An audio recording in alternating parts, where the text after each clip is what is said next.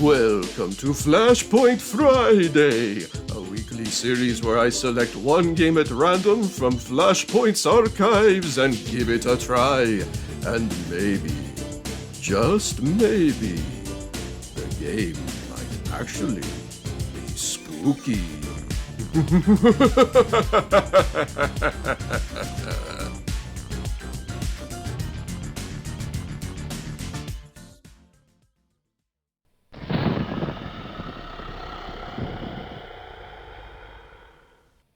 Spooky. Hello everyone, welcome back to Flashpoint Friday. And to continue October, we have another Halloween themed game by, and I apologize in advance, I'm probably going to absolutely butcher this name, Jochen Karcher, I think is how you would pronounce it. I don't know. Presumably a German developer. There's a little German flag here in the bottom left. And the game in question is Undead on Halloween. So this is a pretty nice start for the title screen, I gotta say. I like the intermittent lightning, and it's got pretty decent looking pixel art here. We got like gargoyles and spooky slime-covered vines and skull faces in the masonry and such. So let's see what we're in for. Okay, so we're a hand. Hold the left mouse button to spray holy water. The undead must not escape through the door. Ah, okay. Yeah, so you got a bunch of, like, tiny little skeletons there at the bottom of the screen that are trying to reach this door, presumably, on the left. The flow of holy water gains intensity if you're not interrupted while spraying. Okay. So I guess it gets stronger the longer you hold it? Huh. Now that was kind of... Now that was a little odd. The hand closed up there for a second. I don't know if maybe... if there's a limit on how much water you can spray at any given time. Maybe it has to recharge after you've used a bunch. You can kill the Halloween pumpkins with lots of holy water. Oh, okay. So we've got, like, enemies that are, I guess, trying to impede our progress with these jack-o'-lanterns. Yeah, and they take a lot of water. A lot more than the little skelly boys here. So it says holy water, but it looks like it's coming out of the hand's eyes, like it's using its tears to destroy its foes.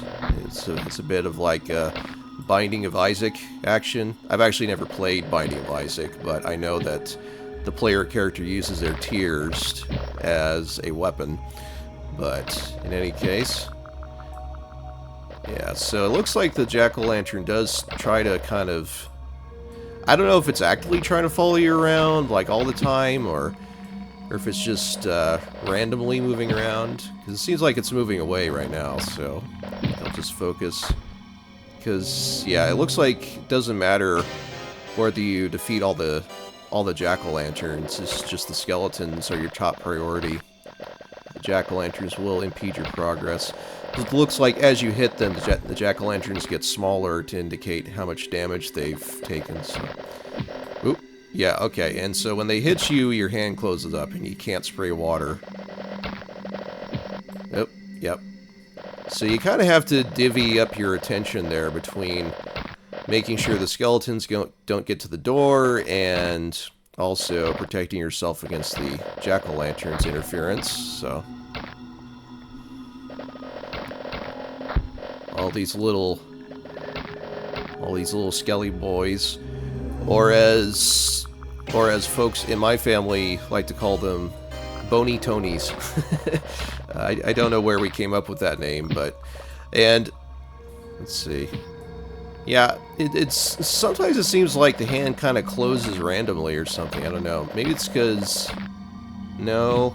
I thought for a second maybe because I was running into the borders on the side, but no, that's not the reason. There's a lot of jack-o'-lanterns now. Holy cow. Oop. Uh-oh. Uh-oh. No!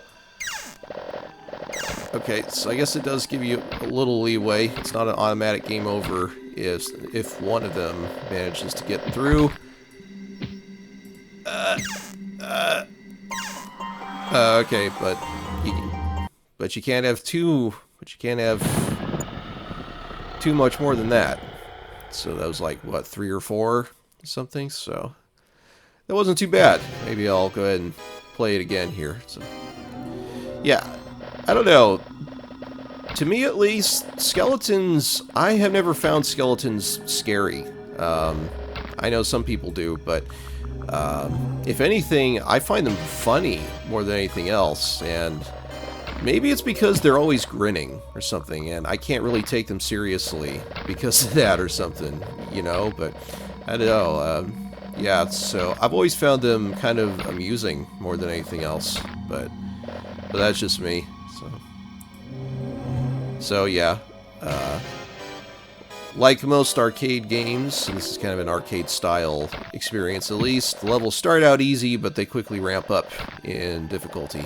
So I'll go ahead and get rid of this jack-o'-lantern now, so I can focus on the Skelly boys. There we go.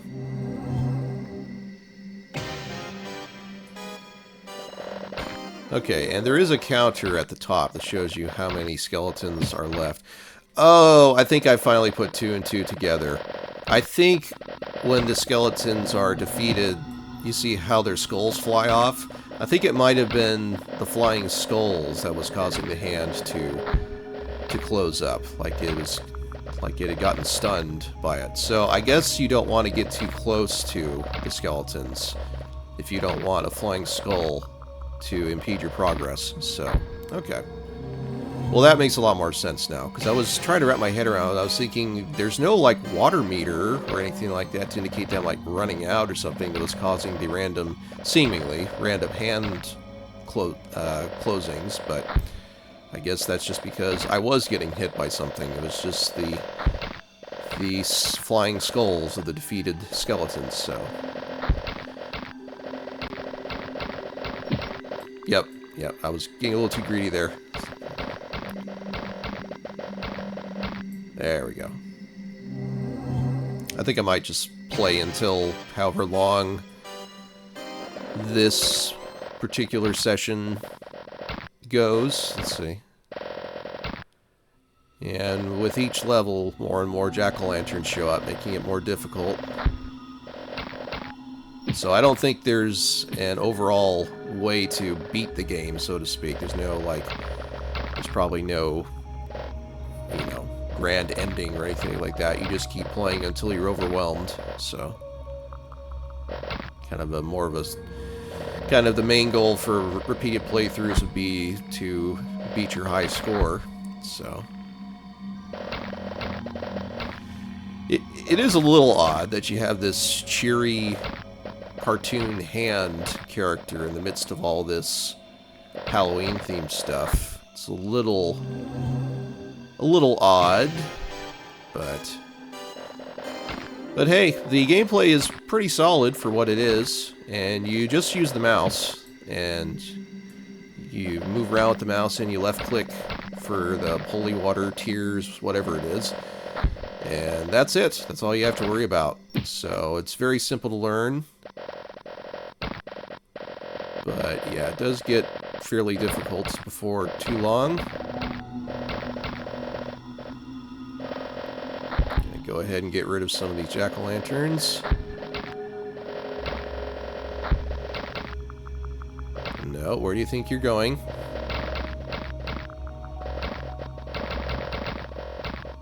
There we go. I'm doing pretty good this time around.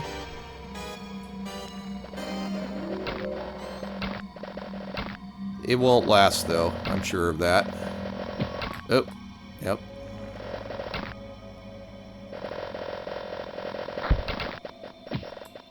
Oh.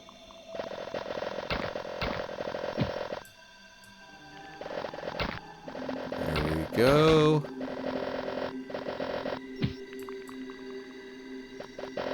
There's not too much in the way of music. It's kind of more of an ambient background track more than anything else, along with a brief little organ interlude to start every level.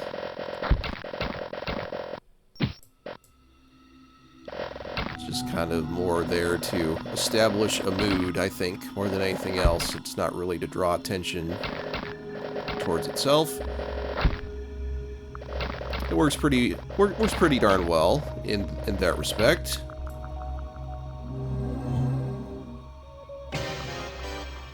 "44 Skelly Boys." Okay. Got a lot of good hits in on that jack-o'-lantern. And I got hit myself. Woo. I'm not sure if the skulls actively... No, it doesn't look like they actively try to hit you. They just fly off in random angles, so it's good to keep your distance regardless, because you never know. Oh, that one went right up to me. So